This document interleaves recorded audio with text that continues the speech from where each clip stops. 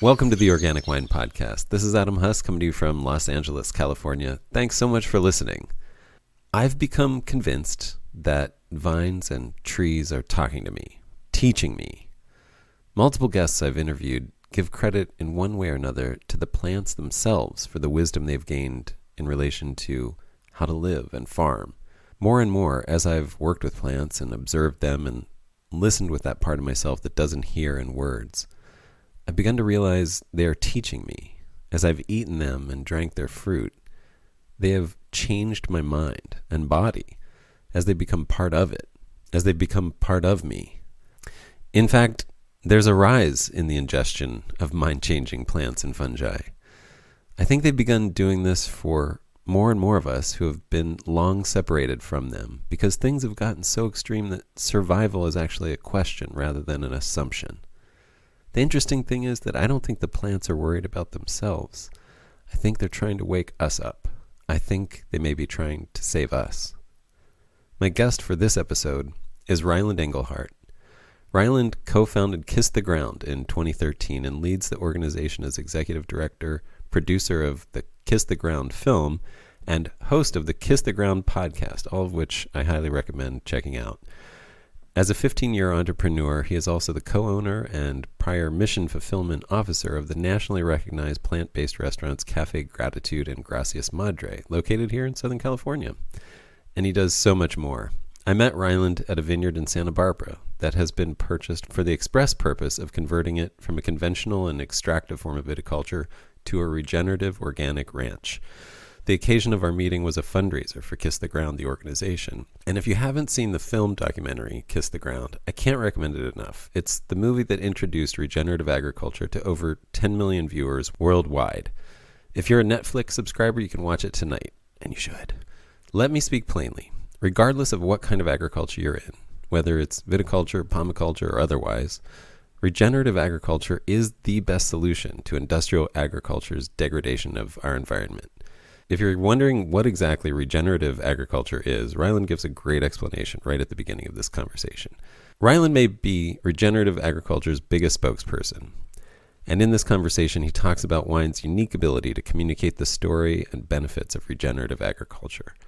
There's something infectiously hopeful about listening to Ryland speak. He's brutally honest about the realities we face, but he also has a long view perspective that is rare. He's at the center of a growing global movement that is heading in the right direction. And it's hard not to come away feeling that he's not just a spokesperson for Kiss the Ground, but he's actually a spokesperson for the earth and the vines and the plants themselves. If you enjoy this podcast and want to support it, there are several ways you can. The most crucial support is financial, and there's a link to our Patreon page in the show notes. Thank you for those of you who have recently subscribed. It's a huge help, and I'm so grateful for your support. So if you haven't subscribed, you can do that there. You can also leave a great review on your podcast platform of choice, and we're currently looking for sponsors who share the values that we promote on this podcast. If you'd like to contact me, please feel free to reach me at info@centraliswine.com. That's info@centralaswine.com. Enjoy. Ryland, thanks for doing this. Welcome. You're welcome, Adam. Thanks for the invitation, and it was great to meet you a few weeks back up in San Ynez. And thanks for following up, and thanks for spending your time sharing beautiful earth-centered stories through the hourglass of wine. And I appreciate it. No, I mean, that's my pleasure. And that was such a lovely event that, you were responsible for in large part. And, that's where we met. And it's probably a good place to start, just in terms of what you were doing there and why you were doing that. We were on the San Ynez Ranch, I think they're calling it now. It used to be Bridalwood. You feel free to talk about, why you ended up there and why that was chosen as the place for what we were doing there. Yeah, thanks. Yeah, so we were in San Ynez on a ranch, a vineyard that's been recently purchased by a gentleman named Scott Ulrich, and who's part of a group called Chapter 3. And they're a group of childhood friends who have gotten together in their sort of third chapter of life, um, Is that where the to name comes from? yeah Oh, uh, that's great. yeah to do something. They've had their own level of sort of individual success, and made it in their own sort of own right, and now they wanted to come together to see how they could collectively put their efforts and energies to giving back, and creating a level of contribution or legacy or making a difference on the planet, or to the world at large. And they saw and got connected to the work of regenerative agriculture through seeing the Kiss the Ground film, which is a documentary film that came out on Netflix 2 Septembers ago.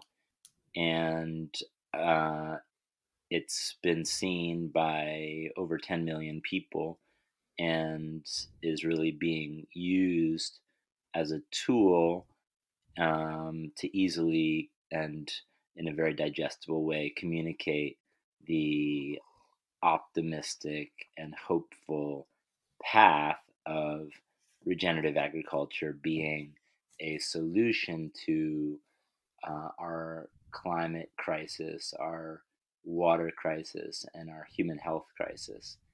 And that when we take care of soil, uh, nature, ecology, the systems of the systems of life can better thrive. Whereas when we're degrading soil, it's kind of like the basis of a civilization is our soil. That I think Robert or not FDR, Franklin D. Roosevelt, said, a nation that destroys their soil destroys themselves. And we, as Kiss the Ground, and as the initiative that we set forth most recently called Regenerate America, um, we say that a nation that rebuilds their soil rebuilds themselves. And, that the Mm. film, the Kiss the Ground film, really painted this beautiful visual, experiential story of having audiences get brought into a very hopeful narrative around what is the future of life on Earth, and can we are we going to just continue to destroy and degrade and extract and degenerate, or is there a new possible relationship that we have to nature? And I say new in that it's new for the majority of the collective. It may not be new for some cultures, um, indigenous cultures, um, place based, land based, more agrarian based cultures, where because they were more connected to the land, and they're more connected to the layers of life, that they saw themselves as how to be a what's called a keystone species in an ecosystem, where when we play our right role, our right relationship in nature, that nature under in all the sort of layers of ecology beneath our action, or connected to our action, actually can thrive inside of how we are behaving. And there's a possibility of, and there's a lot of examples of agricultural systems that are showing that, well, we're producing the goods, the fruits, the crops, the yields, the harvest, the ecosystem doesn't degrade, even though we are harvesting off the top. And so it's Yeah. could be seen as a um, you know some could say, yeah, sounds like a utopian idea that is never gonna work or doesn't work in reality. And some can have that position, but we've as an organization, um, we found I co-founded an organization with one of my good childhood friends over 10 years ago in Venice, California, about and called Kiss the Ground, which is inspired by a Rumi quote, the poet, which says, "Let the beauty you love be all that you do. There are hundreds of ways to kneel and kiss the ground." And, Mm. you know, that really expresses to me, there's lots of ways to love, there's lots of ways to make a difference, and and specifically in relationship to the earth. And when I learned that soil was such an important basis for a healthy environment, a healthy climate, a healthy food system, And delicious wine, I should and say. delicious, exactly the terroir, yeah, exactly that the soil, the aliveness of the soil makes the aliveness of our taste buds dance. The Yeah. someone liked to say that um, the soil is the ecstatic skin of the earth, and that ecstatic, when that soil is alive with biology and microbes and life, that means there can be a lot more nutrients transferring into those plants, or those vines or those trees, and in turn those fruits have a more vibrant, alive flavor that uh, dances on our tongue. Yeah. Yeah, I love that. I mean, thanks for jumping right into that because I was going to ask you, in relation to growing things like, the plants that give us wine, what is the importance of regenerative agriculture? But you jumped right into that. I appreciate that. Um, Yeah, so I kind of went on a long, windy path from where we were in San Ynez, which we were at a fundraiser event for the nonprofit organization that I founded, and Chapter 3, Scott, Stephen, who's part of Chapter 3, Dan, also part of Chapter 3, Rick. Um, these gentlemen got together, put on this amazing event in yeah, it this really was. incredible vineyard, um, that has gone from a conventional commercial uh, sort of wine production system to they're now in transition to be um, producing grapes in a regenerative way, which ultimately, in a very simplistic way, regenerative agriculture is producing some kind of crop yield from the land, but instead of the land degrading um, over time in production, it actually is enhancing. It's regenerating well in production. So how do we? Yeah. Yeah. So I think that's in a very simplistic form. Regenerative agriculture is a farm in production of producing a yield, a crop, something that's ultimately, um, you know, producing. The farm is a profitable, a business that's profiting economically, but also the farm is ecologically um, prospering and getting healthier year after year. Right. I just as you were talking and you quoted the Rumi poem from which Kiss the Ground gets the title. I think there's like a secret message in the title of this, which is um, Kiss the Ground. It clearly, just on the surface seems and is about gratitude, about thanking, being grateful for this earth that sustains us. Um, Oh and my loving God. it, Yes. love and gratitude. But then the secret, I think, is the humility that is required to have that gratitude, the kneeling part that comes before that. And Yes, Adam. Wow, you're dropping it. I love this. Most people don't back. They're just like, okay, kiss the ground, love the earth, okay, love the soil, okay, um, but kneel and kiss the ground. Thank you for bringing that secret to the forefront. Yes, this is brilliant. Keep going. I like what you're thinking. yeah, no, I mean, just as you're talking about the sort of this global system, and it's just, you think about what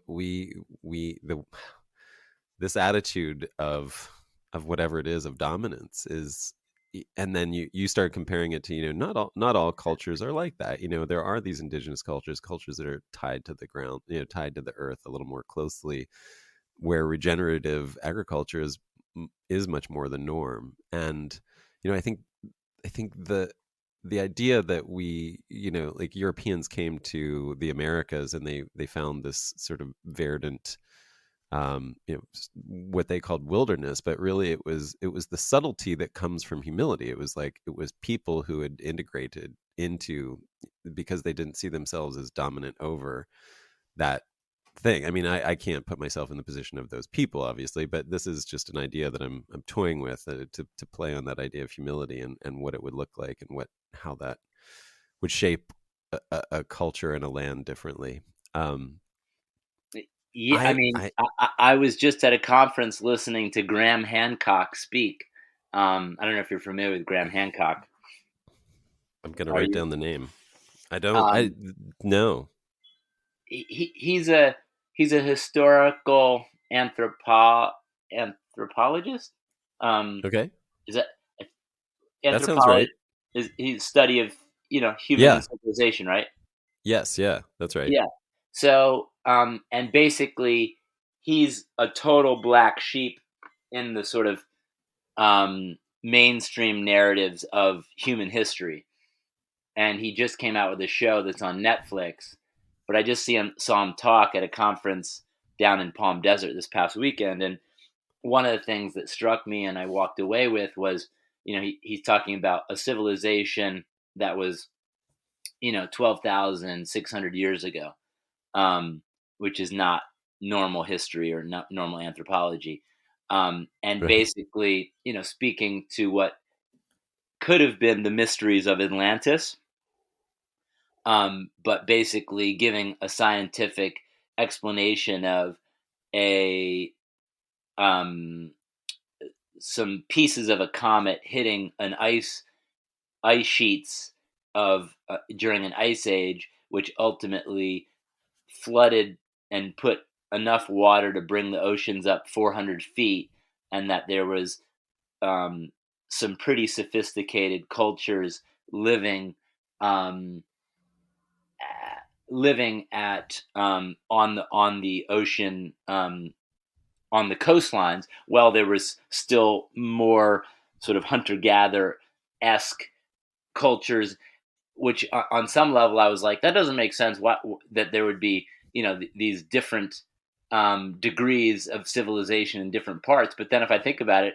it's still like that today. There's AI taking over the internet and automatic learning, and there's still the Achuar people living in Peru, living very, very uninterrupted by the the current culture. So Yeah. the fact that there wouldn't be different, sort of cultural time frames or levels of sophistication within, cities, philosophy, astrology, architecture, agriculture. Uh, why wouldn't there be?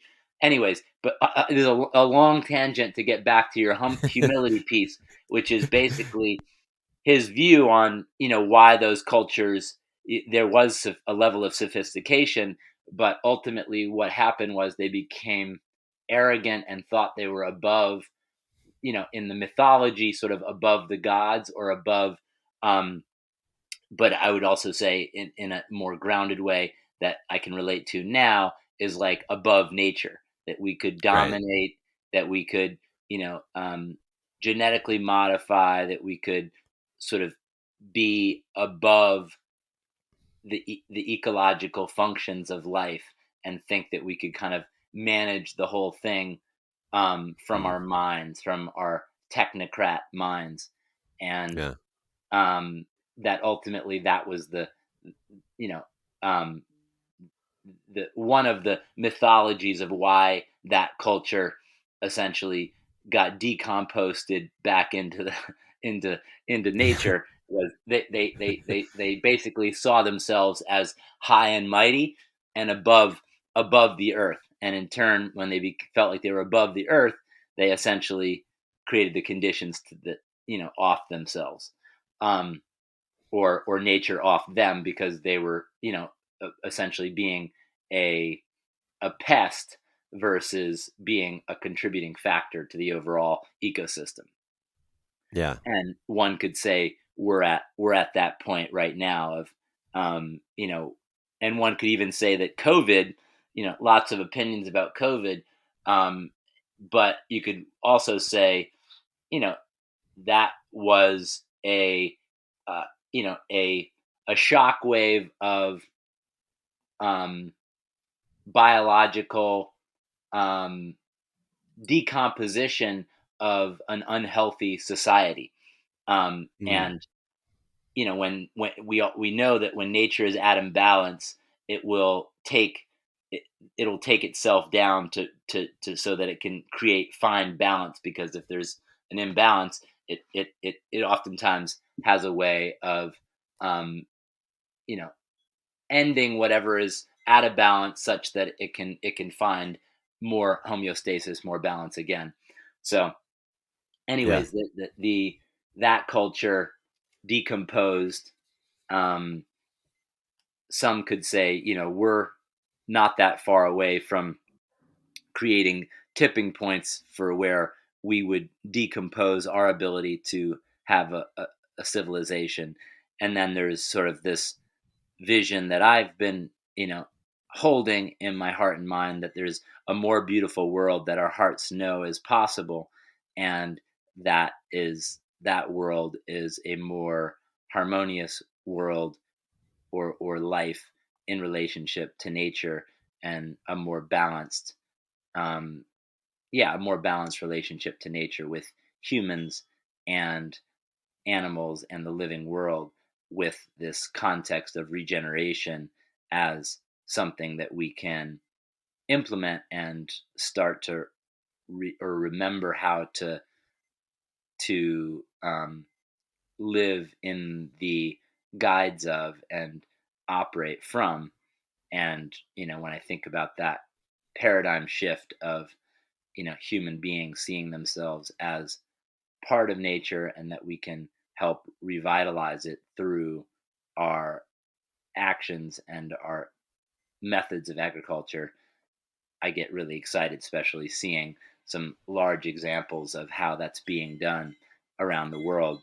And it gives a framework for hope and possibility that I think most people, don't have. Because and the way I know that is because, even though 10 years ago I thought I knew a lot about the environment, I thought a lot knew about sustainability, I thought I knew a lot about the problems of the world, and yet I'd never had seen this, system of regeneration, and understood the way that photosynthesis and plants and trees and soils, work, and that the way we do agriculture could actually be a healing, reviving, restoring system, versus the the current context that it's an extractive system. I have several questions. I think what I'm gonna say is, does wine have any special power in helping to talk about these things Wait, from say your it one. perspective? I mean, I know wine is, it's just this context in which we met, and I'm just wondering if you have done it, have any thoughts about like if wine has any special power in terms as a subject or as a Yeah, absolutely. I mean, basically, the most influential and profitable, um, the most influential foods are and profitable foods are the ones that give us a psychological enhancement. They provide a mood elevating experience. They alter our consciousness. Um, yes, so so I would say yes. I mean, wine. I mean, just as what's coming up is like wine is one of the foods that, especially those who have um, resource and power and influence, hmm appreciate, and yeah, um, they appreciate the story that comes along with them, and they like to understand that story and express that story. So I think from just I've been on a mission to change a narrative and yeah, change a context and bring belief to a new or old idea that's being remembered. This right, idea of regeneration, and so I think wine serves as a really powerful vehicle because it brings people into an elevated mood and experience, and it tells a story. It's oftentimes um, holds a beautiful image on the bottle, um, and there's it, it's a thing that people really appreciate discussing the nuance of, the subtleties of. And it's yeah, interesting. Again, I'm having this conversation for the first time, as far as like these ideas, but um, on some level, we're a little bit, as human beings, and this is a way over a generalization, but we're a little bit dense, and we're a little bit not nuanced in our our thinking and conversation. And I think it's interesting just in this moment where I'm thinking about wine, and I'm thinking about how people love to talk about the subtleties of it, and the the all the flavor nuances and all the descriptors that come along with people's experience of wine. Um, and then just the opportunity for, I mean, wine is in to just flip back the page to like in regenerative agriculture. um, one of the key distinctions in regenerative food systems is like understanding the difference between perennials and annuals, and perennials being a more um, a more beneficial food system for regenerative agriculture, because you're not tilling, you're not replanting, you're not fertilizing, insecticiding, fungiciding um, nearly as much, because you're not starting from scratch with a new plant every year and need to take it through its most vulnerable stages to getting to a crop. In perennial orchard or vineyard systems, there's a much more stable perennial system of life that occurs more like a forest than a natural environment that's being um, tilled, planted, fertilized. So right, um, I'd say, yeah, wine and the opportunity of wine being a really great crop for regenerative agriculture to, and I mean, again, this is actually another cool insight I'm having, in that, when you don't even know this maybe, but I've been running restaurants in Southern California for almost 20 years, um, in Northern California and then Southern California, with restaurants called Cafe Gratitude and Gracias Madre. And, when I started promoting regenerative agriculture and promoting this idea that our food system and our food choices could be a solution to climate change, and that we could put the excess carbon in the soil, and we could heal the soil by supporting regenerative agriculture, and then in turn supporting more nutrient dense, high quality food. Um, and then I wanted to start putting those ingredients into my restaurants naturally. It Right. was difficult to find sources of farms that were really doing, um, you know, legitimate regenerative agriculture and had a supply chain that was dependable enough such that I could bring them into my restaurant and have a consistent story of some specific ingredients or some specific items on the menu that really were reflecting those values and those practices. But wine was actually an area that I could bring in and kind of lean on with uh, uh, with in a quicker way, because there was distinctions in the wine already, and not that they weren't in other food ingredients, but the whole biodynamic thing of Rudolf Steiner and biodynamic agriculture, which really is one of the earliest labels or distinctions of regenerative agriculture, that is not as far back as, cultures that were just understanding those that way of life and integrating it into how they were stewarding and tending to the land and tending to their landscapes that they were managing. Yeah. Speaking back to more place-based indigenous cultures of the past, but in a more recent contemporary time, since more conventional agricultures had become the norm, biodynamics was, a system of agriculture that really, where organic was a list of what you can't use to be organic. It wasn't necessarily a list of what you could do to bring more life to your farm, more biodiversity to your farm, more um, you know uh, seeing the whole farm as one living system, and the farmer really managing the farm as one intertied, connected system.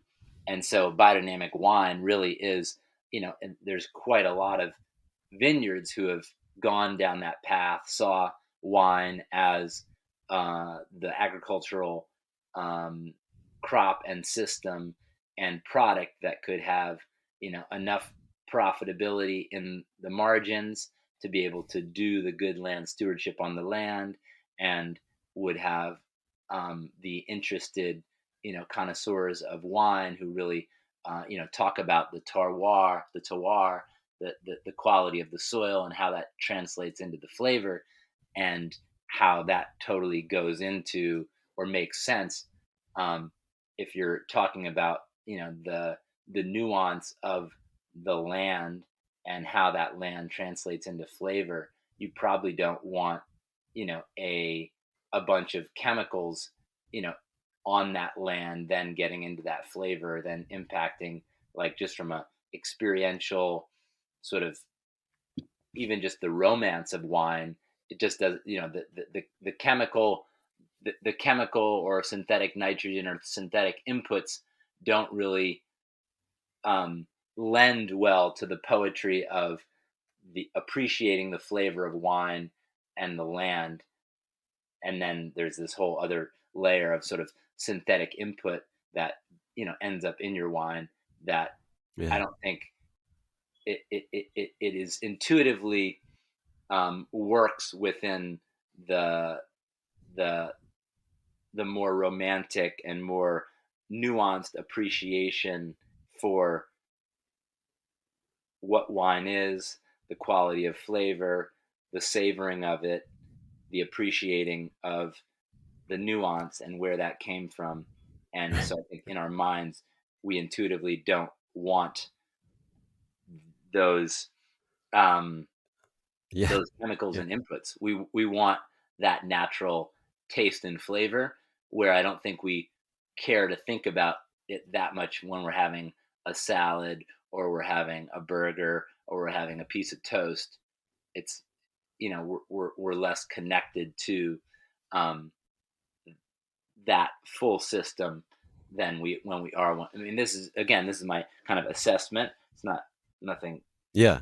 Yeah. factual per No, se, but it's just it no, there's a lot of good stuff. I was laughing because I was envisioning, like a sommelier taking a sip of wine and being like, yeah, delicious notes of cherry, lavender, and glyphosate. yeah, totally, totally. Yeah, exactly. Oh yeah, It there's a just little doesn't bit quite jive, right? of yeah. Oh, that's funny. um, and it's funny. Wine is one of those things where it's like as you're thinking about that, I was thinking about, you're talking about lettuce and toast and stuff like that. It's like most people don't stop and say, what does this toast taste like? Like it's like we only say that about wine. We're just like, toast tastes like toast, lettuce tastes like lettuce. Like wine is one of those things where you're asked to stop and actually sort of analyze it and break it down into smaller components that you can metaphorize, like that you can, and that there is that nuance that you're talking about, that is this special thing that I think is both fun and entertaining and interesting, but also lends itself to all these things that you're saying about why it can be a good vehicle.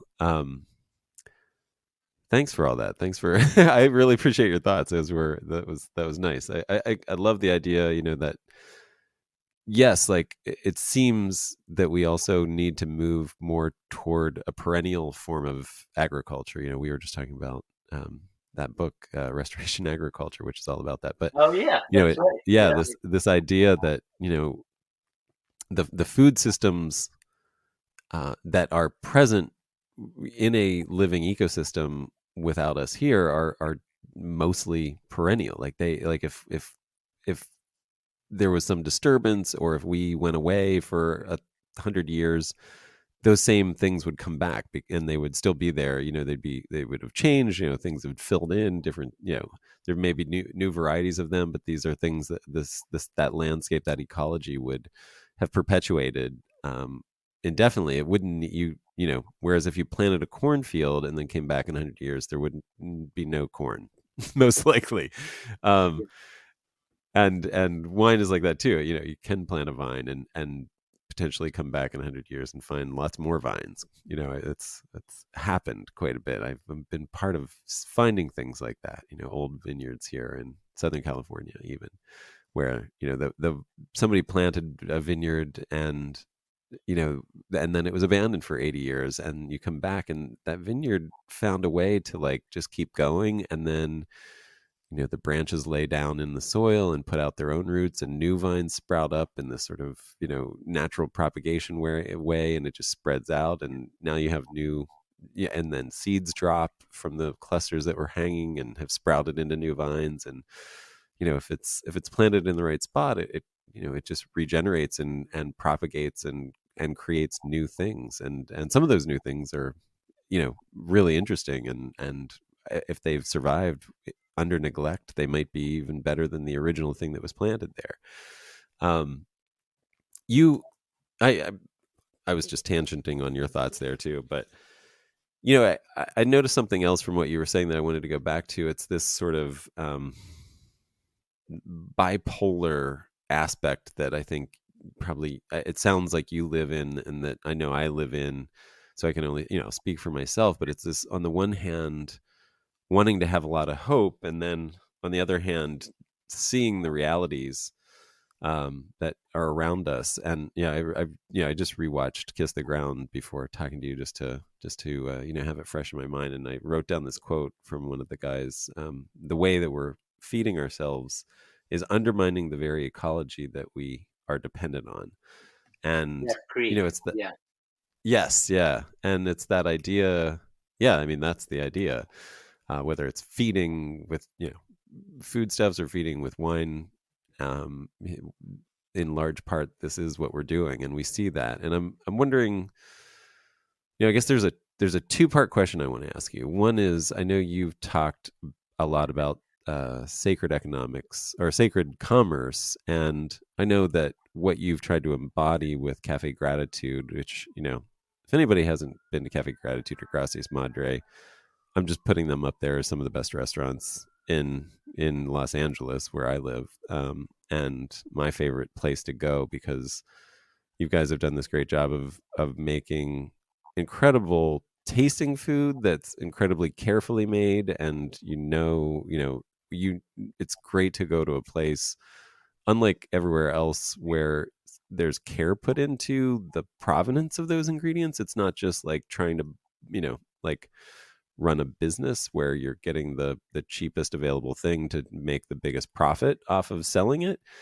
Um and and then it's also, I mean, it's just really amazingly interesting food. And I didn't mean this to be an advertisement for Cafe Gratitude, but great wines, great food, and affordable price, and with care given to where you're sourcing the ingredients from, and a lot of really cool ingredients that are unique as well. I say all that to really just set up the question of this idea that you are embodying a business. You're working in a business world. It's a successful business. It's a successful restaurant. I hope it still is for you. And I'm wondering if you can sort of talk about, how do you maintain hope and deal with this sort of bipolar aspect of being having dark knowledge but needing to look to the light. And then how I think it relates, and that's why I make it a two-part question, but feel free to answer this in any way you want. But how to run a business in a business oriented world? I'm going to use a winery business, for example, since that's relevant to this conversation. But how to do that in a way that embodies this idea of sacred commerce and looks to the light? Yeah. How's that for a massive question for you? That's a massive one. Yeah. So many layers, right? Cafe Gratitude's been around for almost 20 years.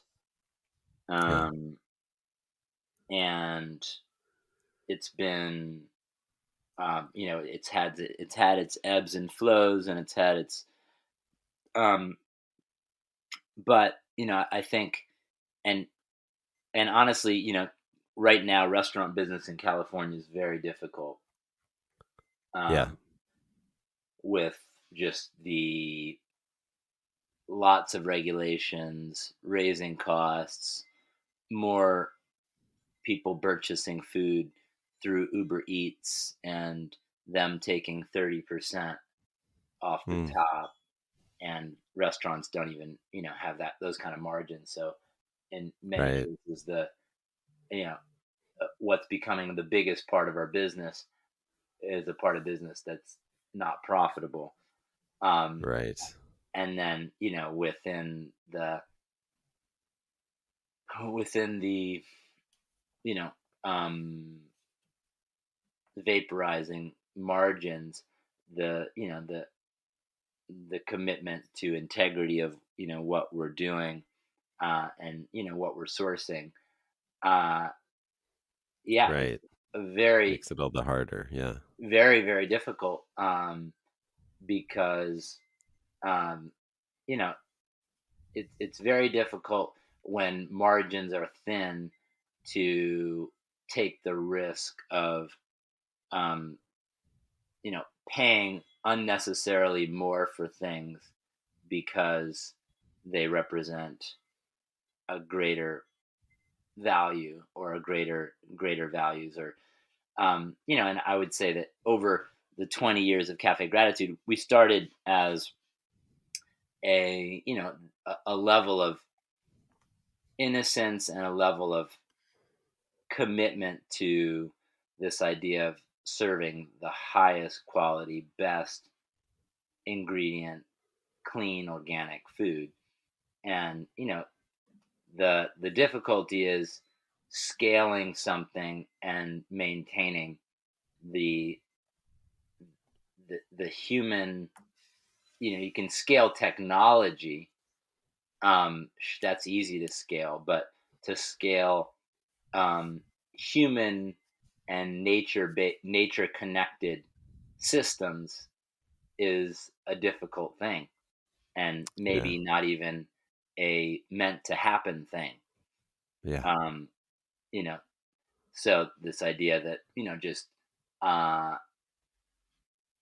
things things need to get bigger and bigger. Um, in my experience, the more the less I became connected to the the people, the vendors specifically, the farms, the more compromise would just naturally happen, um, because you became less connected to the people's lives that you are either impacting positively or negatively by either being their vendor or serving them a specific ingredient that you knew about was made with such love and care, and the joy of being able to see someone get that and receive that and be delighted by that. So, um, Yeah. Yeah. you know, I now live on a little homestead in Fillmore, California, next to my sister's farm, which is Soahart Farm, which is a 17-acre farm that um, has a CSA box program, that you can get regenerative organic produce delivered to LA. And we're doing we're also taking all the compost from all of Molly's restaurants from Sage Vegan Bistro in LA and bringing that to the farm to create healthy soil. And but one of the challenging things is, like, she has the conflict. She started the farm to be able to take the compost and supply ingredients for her restaurants, and yet, because the margins are so thin in her restaurants, her managers are incentivized to buy the cheapest produce possible, and in turn oftentimes will not even want to purchase her own produce from her own farm. Yeah.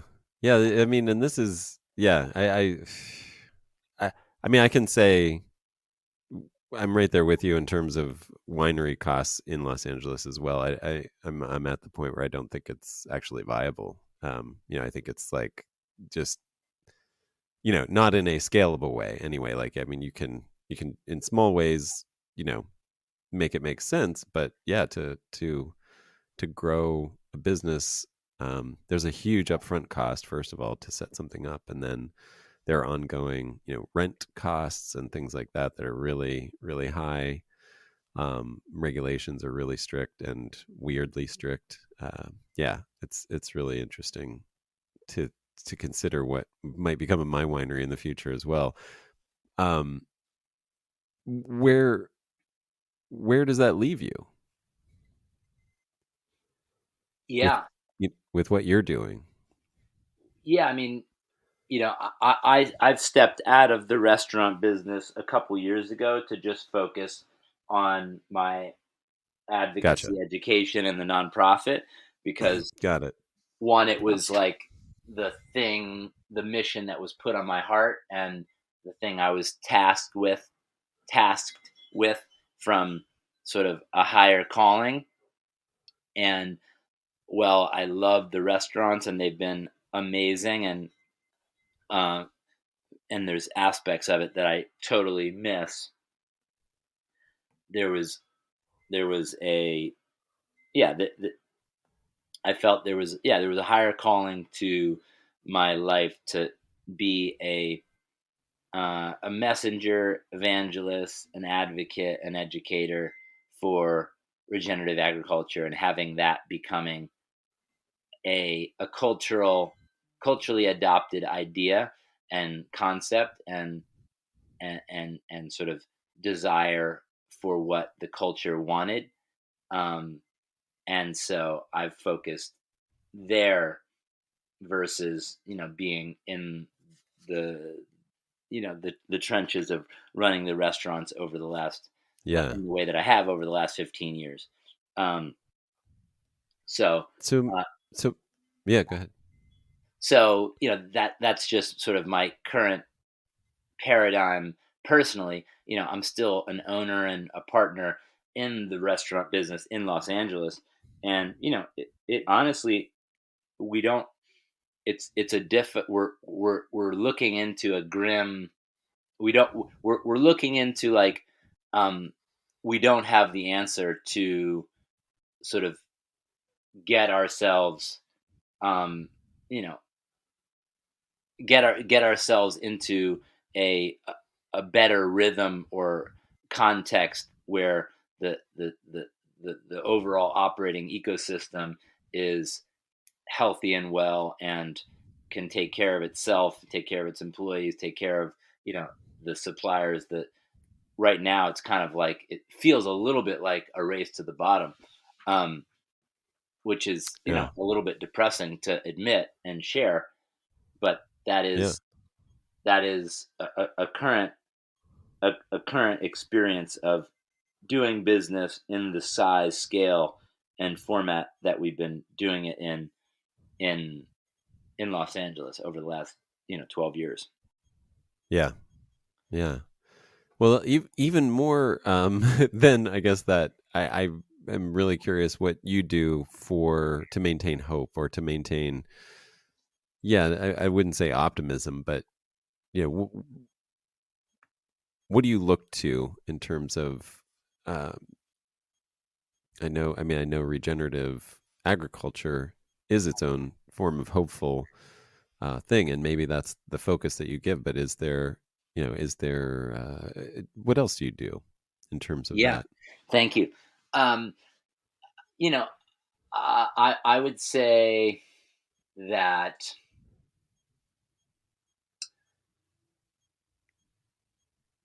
in the material world, the things that give me hope are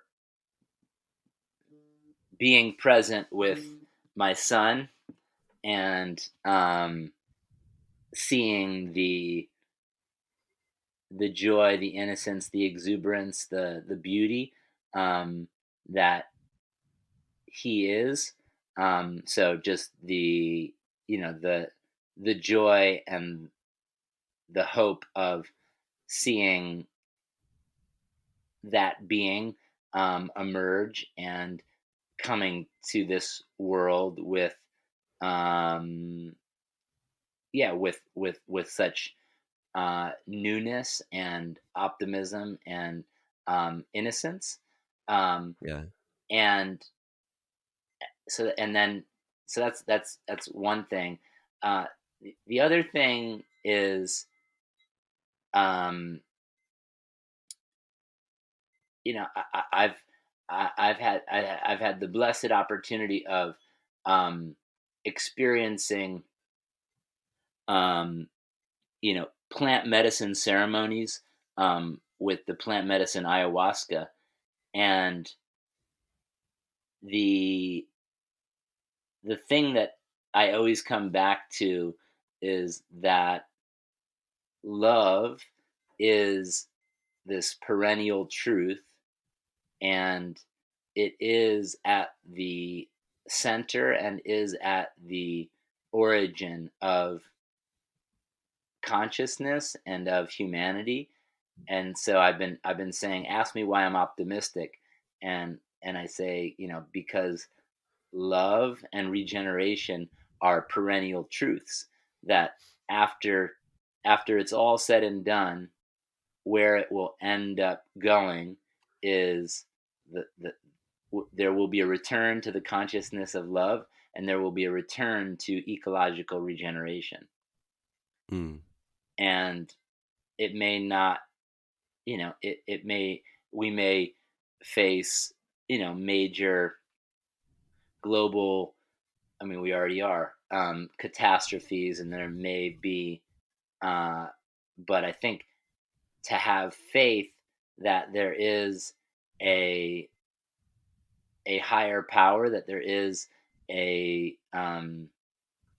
divinity, there is a conscious intelligence of uh, love and creation that has allowed for this remarkable, beautiful expression of life to emerge, and that at some point we will be reabsorbed into this um, beautiful, benevolent experience of oneness, and that there's a level of faith in that, in the end, we return to a a wholeness that is an interconnected experience of uh, love. And so it's a it's more of um, a spiritual faith and a spiritual connection that allows me to operate in the material world um, with more buoyancy, hope, and possibility. Um, I think it's really worth noting that you mentioned some of that. The vision of that came from a plant uh, concoction, ayahuasca. That yeah, came from plants. I think that's really important to point out.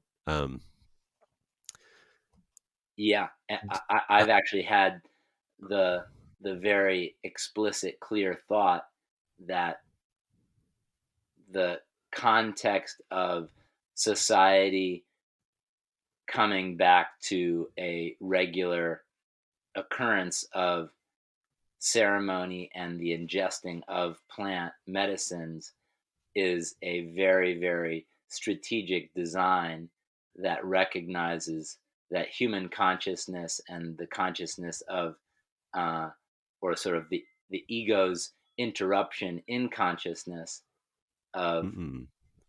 thinking about the self and thinking about me, my, um, as separate, and not thinking about the we and the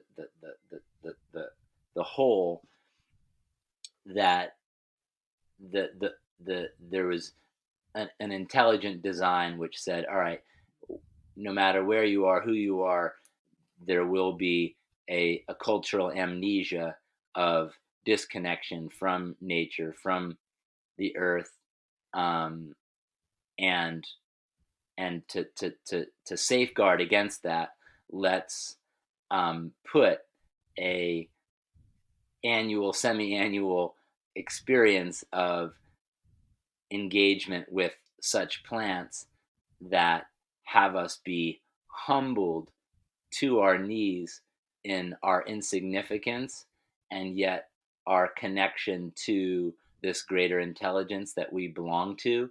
And then from that humility and that connection, we're then invited to stand up and walk and do and be and create from that space of um, honor and respect and reverence and care and love for life, that then translates into a different model of, you know thinking and business and operating systems that um, that that then create a different culture, a different world. Yeah, well said. Yeah, I love that idea. I just wanted to ask you a final question. and maybe it's not even a final question, but the night that we met, I got a couple bottles of Kiss the Ground wine, I think. Is that true? Is there wine that is that Kiss Yeah, the Ground is I, doing? I wish I could. I wish we were on video and I could hold one up to the camera. But yeah, Pinot Yeah. Noir, 2018, Kiss the Ground, um, Willamette Valley. I think Yep. Yeah, the Willamette. Yeah. Willamette Valley. Brooks Wine. Peace, Bread, Land, Wine. Brooks Wine, 1998. Yeah, Nice. Yes. they are um, in, I think, Southern Oregon, right? Southern Oregon. The That sounds Willamette. right. Yep. Yeah.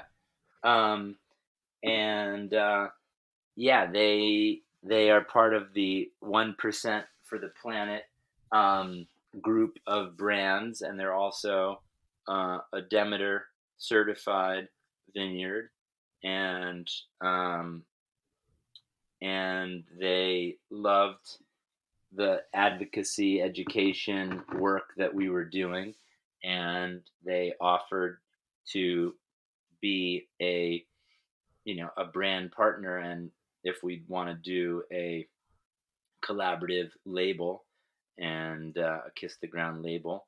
And we said, of course, we'd love to. And again, back to, it's one of my favorite gifts to give is this Yeah. beautiful bottle of wine that carries the message of Kiss the Ground, um, which again is subtle and direct and has many layers to the meaning. Yeah. And then it's a really, really beautiful tasting Pinot Noir, which I think,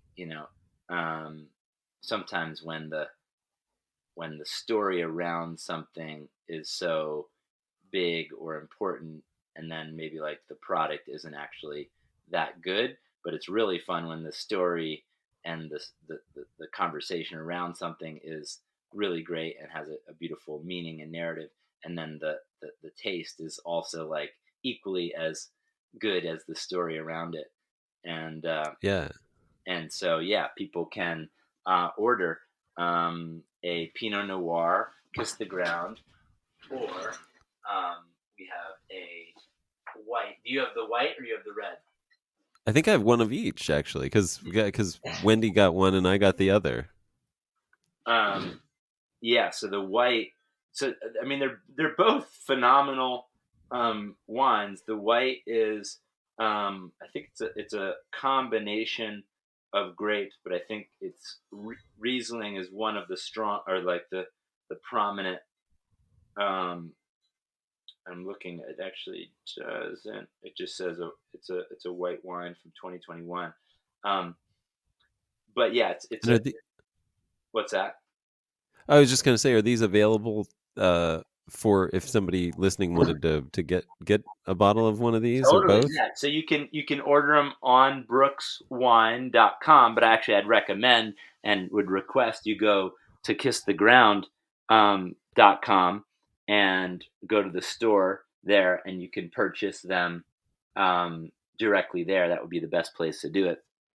Uh, Very so cool. yeah, so that's actually a really great way to end, and for people to Great. go and try one of these beautiful um, white wines that, or white or red wines that support the advocacy education work of Kiss the Ground, the nonprofit, and enjoy, as good of wines as I've ever tasted.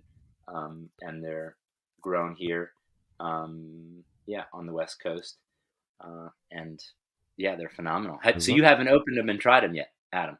No, because I'm a professional drinker, so my drinking schedule is very busy, and so it's usually when I get a new bottle, it's like months till I can slot it into my drinking schedule. But literally, it's kind of nuts. I have to like schedule in breaks too, otherwise I'll drink every day, and it becomes a little unhealthy.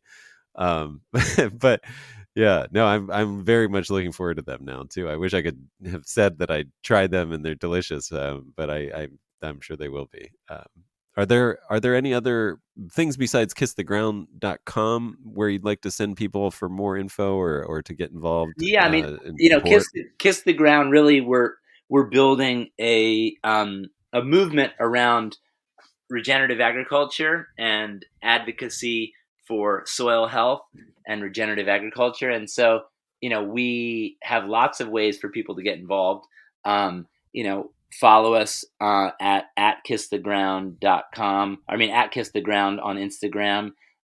We have a really beautiful educational thread that has a lot of, well thought out, curated content that's around education and advocacy for farmers, ranchers, vineyards that are doing, the sort of best in class regenerative agricultural practices. And Yeah. so, check us out there.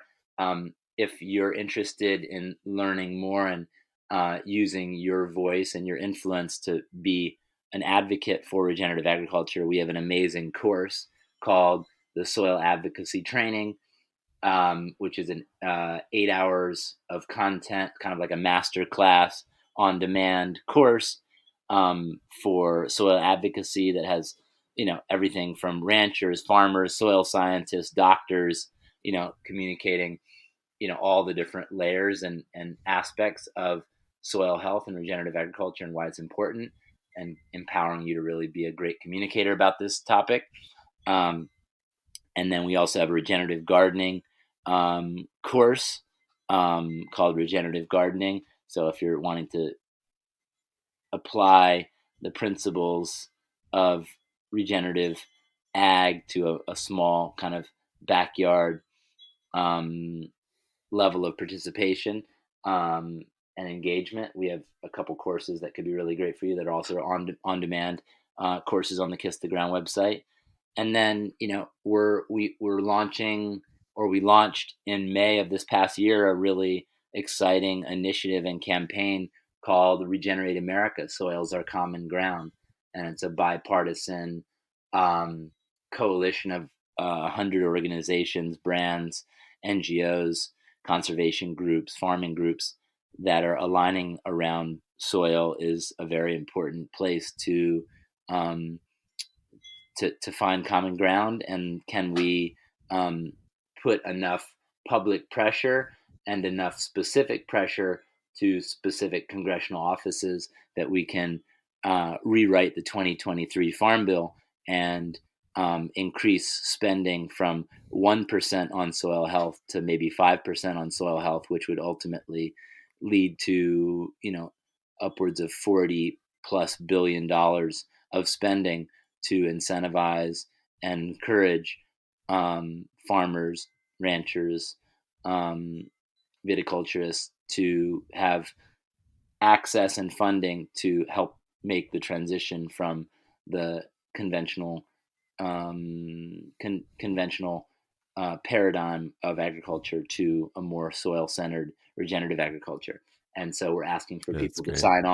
sign, with their signatures. It's somewhat of a petition. We're gathering signatures to show the degree of support for this initiative, and I think we have over 10,000 so far. We got a long way to go, but we're That's that's on the Kiss the Ground website. that's it. If you go to Kiss the Ground and then on the top tab, it's called Regenerate America. Is the initiative, the coalition initiative, and so just go to regenerateamerica.com or kisstheground.com and then click the Great. regenerateamerica.com, or and then Take sign on action. Yeah. to be a supporter of the initiative. Great. Um, Love that. I'm doing it now. Thank you. That's great. awesome, thank you. Um, yeah, no, that's fantastic. I love that. There's a wealth. I mean, it's like the website is not just about. I mean, it's got a broad scope and it's deep and it's great. And obviously, if anybody listening hasn't seen Kiss the Ground, the movie, please do. It's on Netflix. So still up. I watched it today. I forgot how moving it was. I got all choked up at the end, just watching it. It's really, I mean, just seeing these people who care so deeply and know, what's at stake really, and know what the realities are that in the world right now, and seeing them, the way that they get moved by the importance of the message that you're spreading is really it was fantastic. I mean, it's moving and telling, and yeah. So thanks for doing all of that work that you're doing, Ryland, and thanks for doing this interview. I really appreciate your time and Yeah, thoughts. I'm just grateful for the experience of being connected to a conversation, connected to a uh, you know thoughts and ideas, and feeling present with the things that are being said, and and just connected to them. So thanks for guiding the conversation in a great way, and um, allowing it to go where it went. And I hope that it was meaningful and valuable, and there was something that those that listen will glean from it. Likewise, I'm without great joy.